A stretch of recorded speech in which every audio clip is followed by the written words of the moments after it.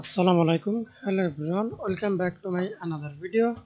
In this video, how to select all data in Excel without scrolling.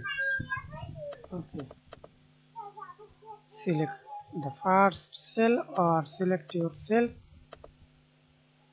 hold shift control and right arrow key to select rows and down arrow key to select rows and column. Again, select all data. Simply click this on Control A for select all data, or hold hold Shift Control down arrow key.